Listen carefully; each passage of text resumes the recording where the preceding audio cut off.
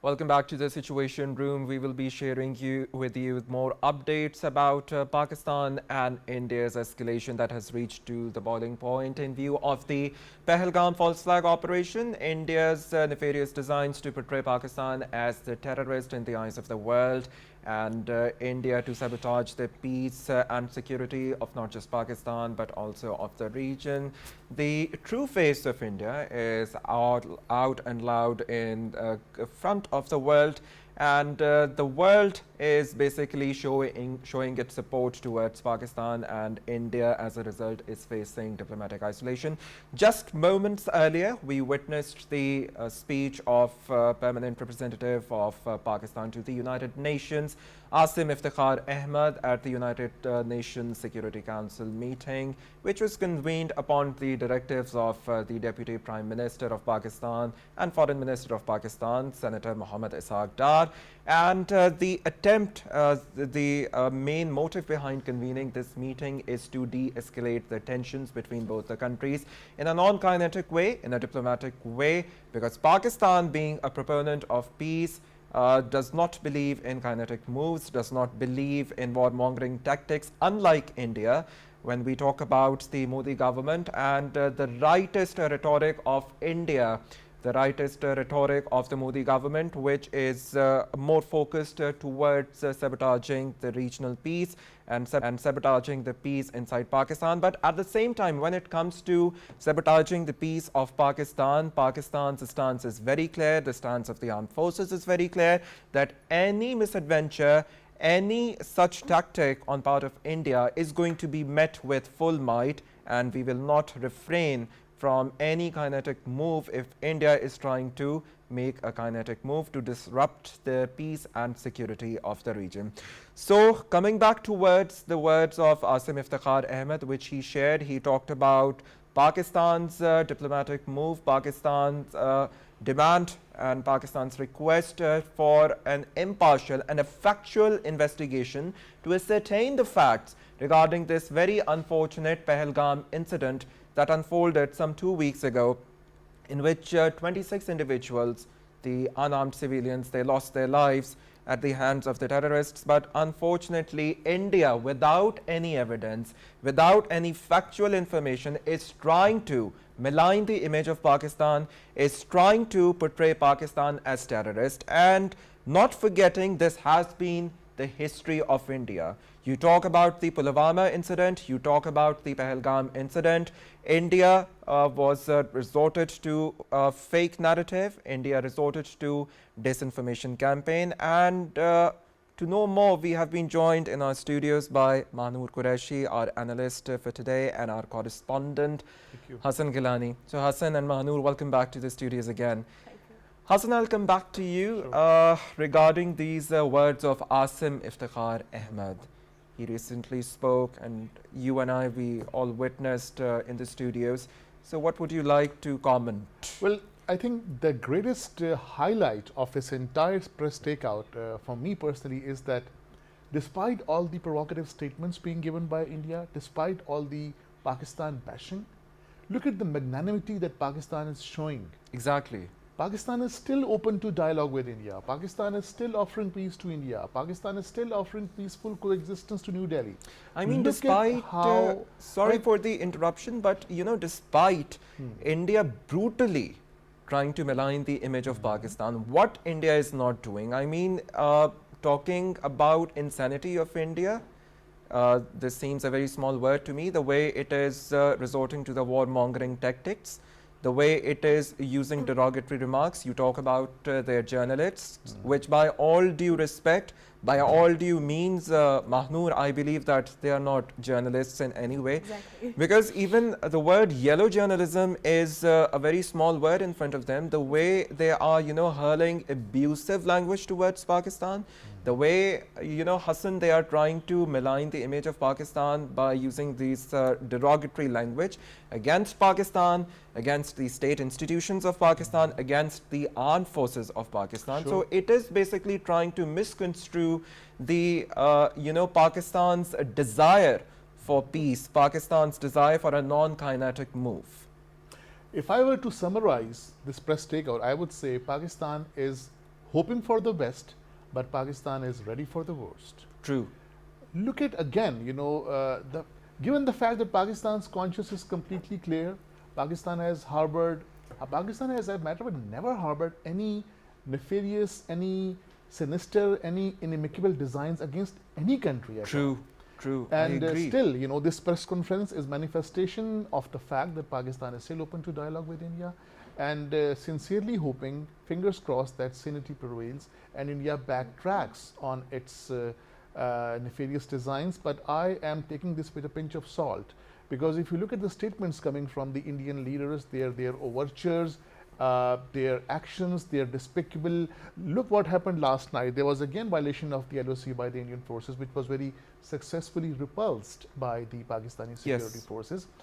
If you look at the last, say, about 7 to 8 years, India has made this is the third time India has made this false flag operation. 2016 Uri, 2019 Pulwama, and now 2025 Pahalgam incident. But what has happened now is that this time India has lost credibility in the eyes of the international community. In the previous two occasions, India was having some sympathy, some empathy from major world powers. But this time, see what Donald Trump said. And by the way, Donald Trump seems to be completely... Even America is very cautious about its views very for conscious. India. And look what he said. He said that Pakistan and India are both close to me.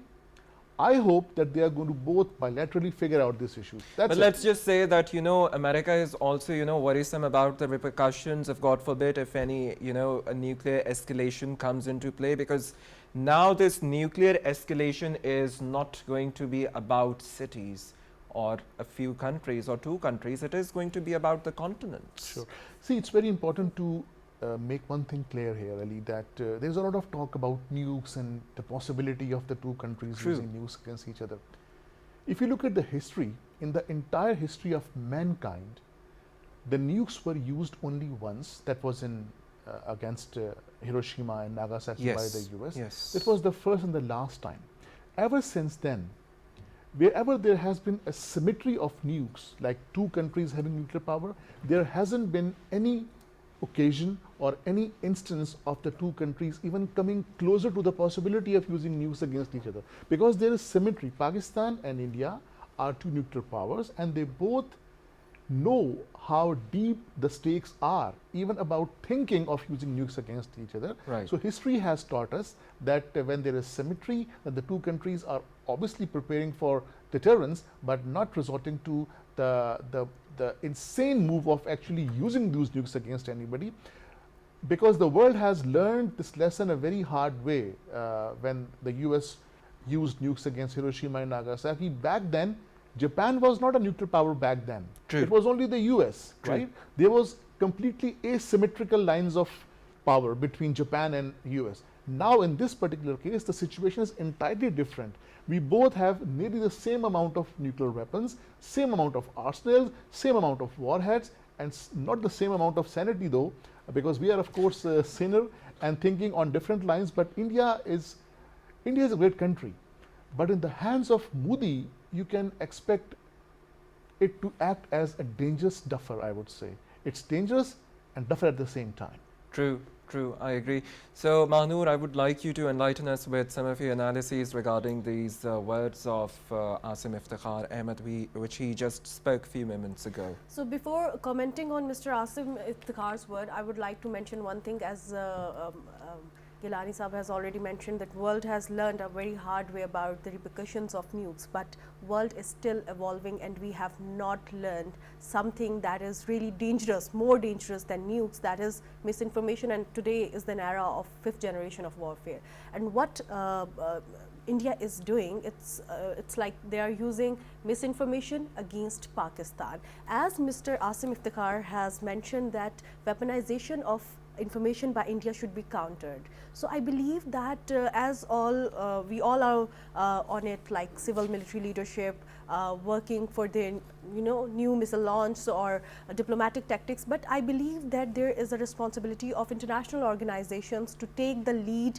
I believe International Federation of Journalists should take the lead against such kind of warmongering tactics by Indian media. What they are doing, they are spreading fake information against Pakistan, and I believe through the federations they need to counter it. True. And unfortunately, their role is questionable there. They are not doing It's anything. questionable and it's very minimal at the same time. Exactly, it's not minimal now only, but I still remember when there was abrogation of Article 370 And 35A. yeah, and 35A, and there were only 2G internet in Kashmir. They were, you know, they were not commenting on it, and even people started writing blogs, and they were not publishing such things on And media. the ways, you know, the Kashmir was entirely cut off from the world. There was no Exactly. press freedom. I mean, there was no freedom of any sort of. But I believe there is a role of platforms, social media platforms should be very much responsible here, which is not, unfortunately. India has already banned 16 Mahnoor, I channels. believe there is no information hygiene in today's era. Yes, but I believe there should be the responsible acts of social media platforms as well. When I always want to know the reason behind it. We all know that there are the executives of executives of social media platforms are from True. India. So when India is banning the channels, they are supporting that. They are letting them do that. That is the most important thing we need to question, especially through the international federations, especially through the European Federation of Journalists, why these platforms are doing what exactly India want them to do. True. So that's questionable here, and I believe that as Mr. Gilani has already mentioned, that there are few people which are not. Thank you for by the way calling him non-journalist, Mr. Goswami. He's not a journalist. The way he's bashing and the way he's he actually I don't want to call derogatory remarks Yeah, basically he's exactly. passing. So Yeah. basically. Where is the ethical journalism? What I believe in such kind of Well, critical I conditions. believe ethics are farthest away from the Exactly. Indian journalism, from the Indian journalists. And you know, Mr. Gilani, as earlier he mentioned that you know they are not journalists. And By the way, let me just say one thing. Republic TV. Republic TV is one channel that is at the forefront of puking venom against Pakistan. Yeah. What is Republic TV? Republic TV is a channel that has been launched just in the recent years. By whom? By a leader of the ruling Bharatiya Janata Party, funded by Gautam Adani. Gautam Adani is the right hand of Narendra Modi. And who is at the forefront? Arnab Goswami. Arnab Goswami is an owner slash lead anchor person of Republic TV. Republic TV is being funded by the right hand of BJP. So what do you expect them to do? They are Other of than course speaking bound to venom. justify their hefty salaries and their jobs True. by indulging in Pakistan bashing, by fanning Islamophobia, by fanning hate against Pakistan and the Pakistanis. So what they are basically doing is justifying their jobs. I mean, Arnab Goswami, it's very interesting to note this. Arnab Goswami is somebody who was brought in journalism by a reputed, noted Indian journalist named Rajdeep. Oh, For times now, back then for times now. And this is something which he regrets to date, that I made a mistake by planting this guy in this landscape of media, because he is defaming journalism. He is trampling under feet all the moral, ethical values of journalism. And Rajdeep is now no more on speaking terms with this guy. Arnab holds a degree in sociology. He has never studied journalism as a subject. He has never practiced journalism as a subject. He has never been a reporter ever. And by the way, do you know, these three guys, as a matter of fact, the entire team of this channel, Republic TV, is banned by Congress. No, not a single person from Republic TV can ever go to a press conference or any event held by the Congress or where the Congress leaders are present. Go to the Wikipedia and search about Republic TV. Wikipedia says that this channel is notorious for fanning Islamophobia, for fanning hate against Muslims, and is not a credible, objective channel. This is the kind of reputation. It's very important to tell the Pakistani people and also the Indian people that they at times get scared when they listen to all this nonsense coming from these three clowns, Arnab Goswami and J.D. Bakshi, and the third is, what's his name, the fugitive from the Indian army, Gaurav Arya, constantly indulging in utter nonsense and issuing provocative statements against Pakistan, constantly fanning Islamophobia and saying things which they absolutely, I mean, which makes no sense at all whatsoever. So how do you expect them to practice quality journalism when they have this kind of Right. reputation? So coming back towards the United Nations Security Yeah. Council, the long-awaited United Nations Security Council meeting, that is taking place.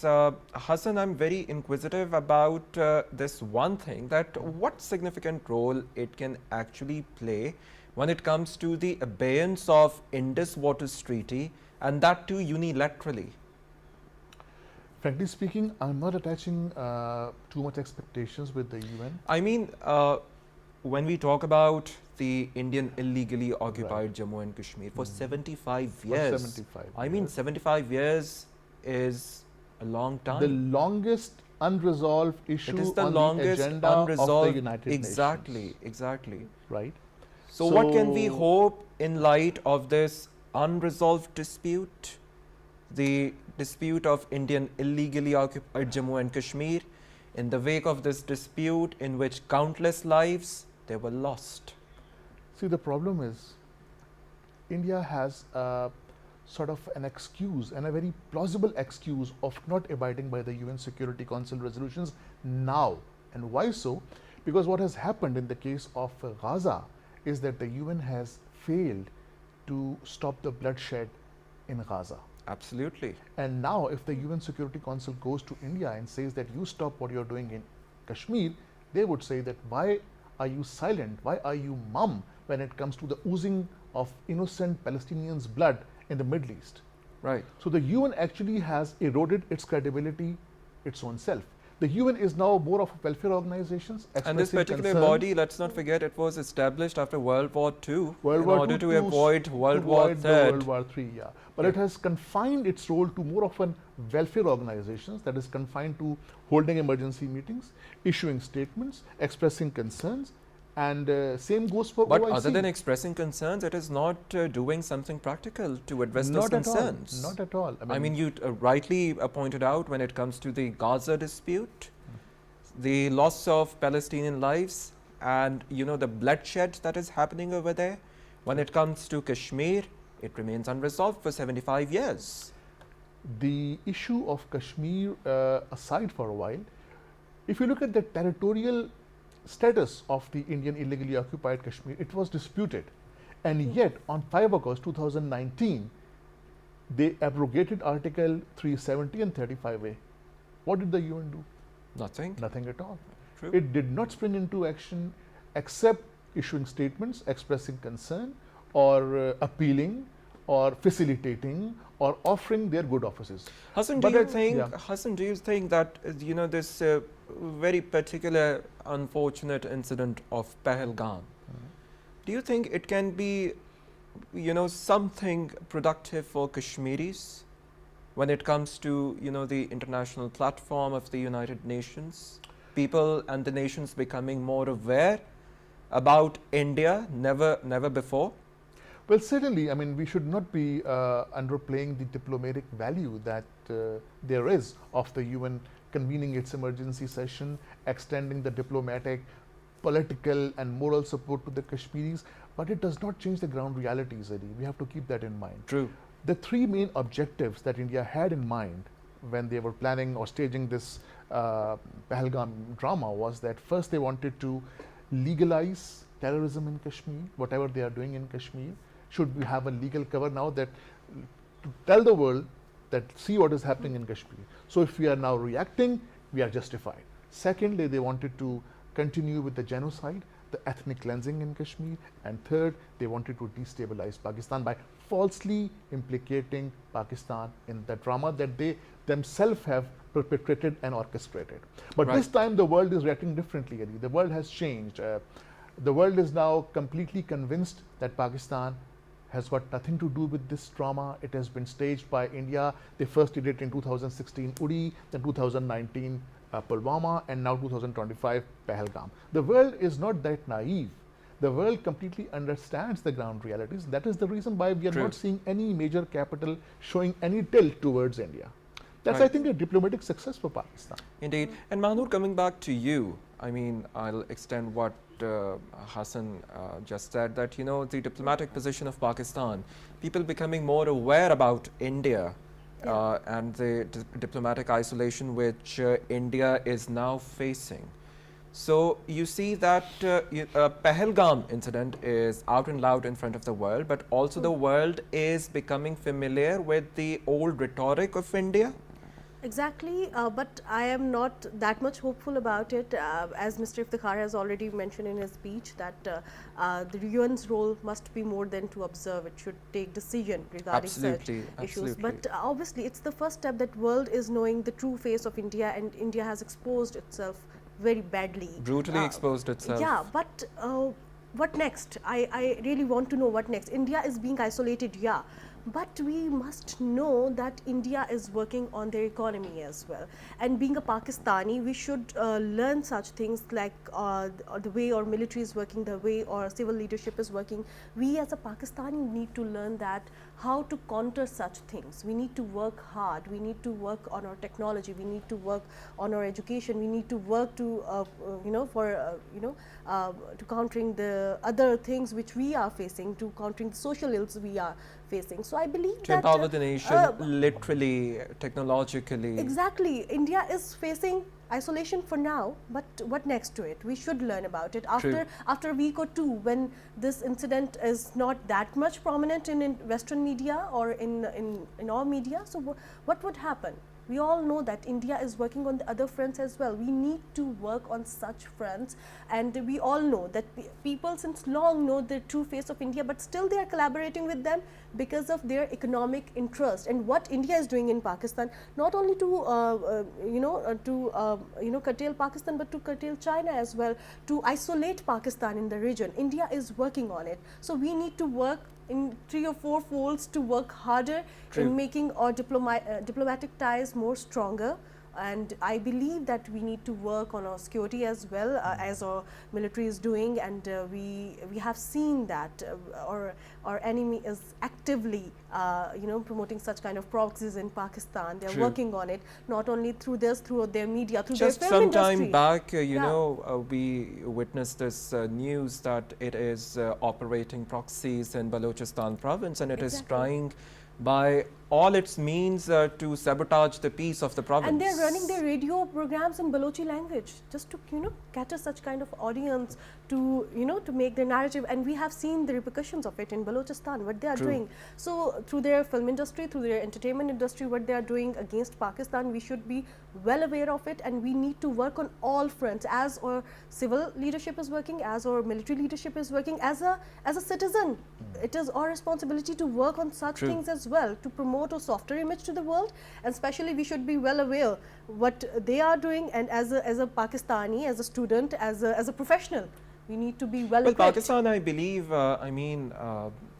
Pakistan is definitely by all its means, has always tried to promote its softer image in front of the world through art, through culture, through diplomatic means, through our sports as well. Through our sports. And Pakistan did get, some positive attention when it comes to, for instance, let's talk about, cricket coming back to Pakistan after decades. Exactly. And what India was doing in ICC, we all know that. Yes. What India is doing in ICC. So we all know that what India is planting against Pakistan, and I believe that Pakistan should. So do you actually think, I would love to know this thing from you, that these words of Asim Iftikhar Ahmed Saad at United Nations Security Council, and the words of Antonio Guterres, he says that a military solution is not a solution, and it is going to be inevitable and irreparable loss for both sides. Exactly. If something of such sort is going to happen. So do you think these words or this very particular meeting is going to evoke the sense of sanity in India? I believe if not now, after a certain period of time, because we all know that obviously it is not a resolve.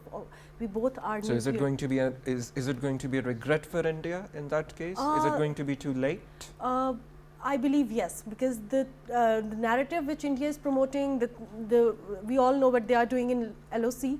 We all know what they are doing in Balochistan, and obviously Pakistan would strike back. Pakistan would use their full spectrum. Oh yes, absolutely. I mean, this is out and loud, very clear by our government, by the armed forces of Pakistan, that Pakistan believes in peace. Pakistan does not believe in the warmongering tactics. Pakistan does not believe in the politics of hatred. Pakistan believes in peace and tranquility. But this preference of Pakistan must not be misconstrued in the name of the weakness. Pakistan is not weak. Pakistan is going to use all its might. And if India is trying to, get this impression that it is bigger in size when it comes to Pakistan, or it has a very advanced military, it is mistakenly wrong in this assumption, as Pakistan, by all its means, Pakistan's armed forces are standing in unison. They are resolute to respond to any misadventure of India in a befitting way. And very interesting thing from today's updates, Hassan, that people of Bangladesh, they are supporting Pakistan. Support. They are out for the support of Pakistan. They are, negating this politics of hatred, the, rightist mindset of the Modi government. So, with Bangladesh, we have had a history. It is, of course, there is, of course, some amount of acrimony and animosity involved in the history. But the fact remains that the millennials and the Gen Z are now having a very positive feeling towards Pakistan. And this is also because of the fact that lately the leadership of Pakistan has initiated a very unique exercise that is aimed at cultural exchanges. We recently invited a group of Bangladeshi journalists who came to Pakistan, and then vice versa. So we are building bridges. We are bringing the peoples of the two countries closer. And we are hoping that in the years, in the months to come, we are seeing more closeness, expecting more closeness, more affection, more amity between the people of Pakistan and Bangladesh. Not just the people, but also at the political level. And by the way, I just want to say one thing before we conclude our transmission, that if we want to gauge the strength of Pakistan against India, one example is media. In the middle of the night, three of us are sitting here as warriors and fighting the barrage of criticism coming from Indian channels. PTV English is only one English channel in the entire country that is single-handedly fighting the onslaught and the invasion by the Indian channels. India has at least 24 English channels. I'm not talking about the Urdu or the regional channels, only 24 English channels. And we single-handedly, from the platform of Pakistan Television or PTV World, our three warriors sitting here are very effectively repulsing all that criticism, all that condemnation, all that false, fabricated allegations that are being bombarded on us by the Indian channels. And look, three of us are fighting India. Trying so to when three of us can people fight about India on the media platform, insanity of India. Yeah, and if three of us can fight people to be more dozens of people on the in media a very platform, ethical way, in a very ethical way, and it is indeed a lesson for India that we can actually enlighten people in a very ethical way. And media has a very heavy responsibility. Media is not just for serving your quantitative purposes, for your commercial purposes, or just for the sake of generating few TRPs. Media has the heavy responsibility of entertaining people, of guiding people, and it's very sad reality that India is not at all serving neither the purpose of journalism, nor the purpose of enlightening people with the right mindset. They are misleading their own people. True. And there is a saying that never interrupt your enemy when it's making a mistake. So India is making a mistake by misleading its people, by generating hatred among its own people, by destroying the social fabric of its own society, and emerging as an isolated and a rogue state at the international level. So I interrupt it. Right. Mahnoor, my last question from you is going to be regarding the diplomatic support that Pakistan is gathering for itself. We have the support of many countries in the recent times. When we talk about Russia, even America, if we talk about China, we talk about Iran, we talk about Bangladesh in the recent times. I mean, it is something remarkable, and I was personally very intrigued when, our Deputy Prime Minister Ishaq Dar, he had a conversation with their foreign advisor, Mr. Tawheed Hussain, and Mr. Tawheed, he, expressed his all-out support towards Pakistan. So, how do you see from a diplomatic point of view the position of Pakistan at the moment? I'll And comment. how Yeah. you think it can be fruitful in diffusing the situation other than the United Nations Security Council meeting? And we are aware that United Nations, with all due respect, in the past did not do something productive or practical. Exactly. So I'll comment on the other states later, but I believe this new alliance in South Asia, Pakistan-Bangladesh alliance, is such a fortunate thing for us, especially in promoting the softer image, that we have never been into such things which India trying to, promote in Bangladesh, and India trying to promote their narrative in Bangladesh, and the people has already rejected that. True, and they are absolutely. coming out in support of Pakistan, and they're coming out in support of Pakistan army. So True. that's a very big thing for us. And we do see the rallies that are being organized Yeah. within the country as well in the support of Pakistan. People Exactly. are standing. I mean, Yeah. people are, they are enthusiastic. Yeah. This is a very particular incident. I do see it as a blessing in disguise that, the nation is in unison. Everyone is on the same page. Exactly, and that's. If we talk about the meeting that was convened by Information Minister, the in-camera meeting between Information Minister, DGISPR, and the representatives of the political parties. That shows that India is losing its hold in Bangladesh, and people are like free, and now they can share whatever they want easily, and that shows that people are connected with us through their hearts, and I believe that our bond will strengthen in the future as well. As far as our diplomatic ties, I believe that Pakistan is on the right track, because we all know that war is not the resolve, and we all know that we have to build our diplomatic ties for strengthening our economy, which India is using against us actually. And I believe that our leadership is on it. Our civil military leadership is on one page, or people are on one page. There is no discrimination of thoughts. All parties are on one page, and I believe that shows that we are united against such atrocities of India, and people are across the world, they are rejecting it. True. And I believe that let India to resolve it peacefully. Well, let's hope for the best, and thank you so much, Mahnoor Qureshi, our analyst, and our correspondent, Hassan Gilani, for enlightening us with views regarding Pakistan and India's conflict that has reached a boiling point, and the United Nations Security Council meeting has been convened upon the directives of the Deputy Prime Minister Ishaq Dar, and we are looking forward for something positive to come out of this meeting for the situation to de-escalate, because this is not going to be a war between two countries. It will have the repercussions on the continents, and it will be detrimental for the people all around the world. We hope that something positive will come out of it, and we'll see you more with further updates. Keep watching PTV World. Take care of yourself.